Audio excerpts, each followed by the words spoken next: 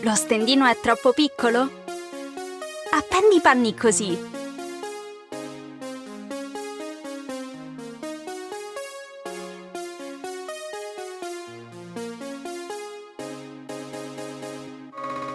Un ottimo metodo salvaspazio. Incidi il tappo di una bottiglia con cautela. Poi incastra un foglio di carta assorbente all'interno. Un trucchetto semplice per un'irrigazione più lenta. Le guarnizioni sono sporche? Innanzitutto rimuovi le macchie con una spugna.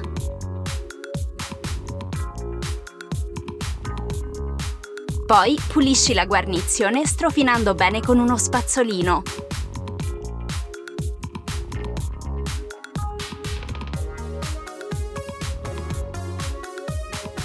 Molto meglio. Unghie sporche? Prima di fare giardinaggio, gratta una saponetta con le unghie.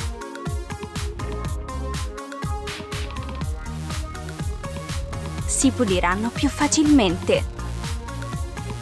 Nell'auto può depositarsi molto sporco. Pulisci bene anche i punti più nascosti, come le bocchette dell'aria, usando un panno in microfibra. Quest'idea è l'ideale per un pranzo veloce.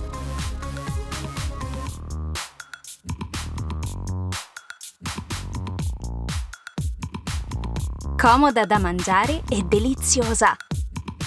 Bagna i popcorn prima di metterli in microonde. Saranno pronti in 4 minuti.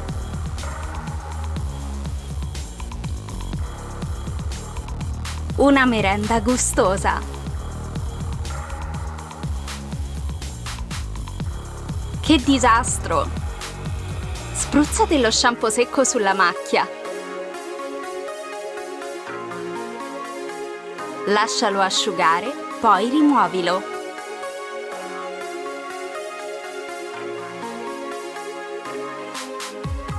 Macchia sparita. Per tenere ferma la carta forno usa dei fermacarte. Molto pratico. Perfetto per gli impasti liquidi.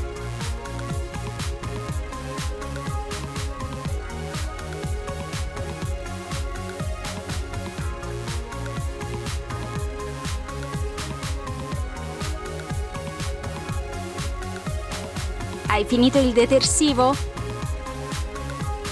Puoi usare anche il sapone per i piatti. La sua azione sgrassante e antibatterica è perfetta per il WC.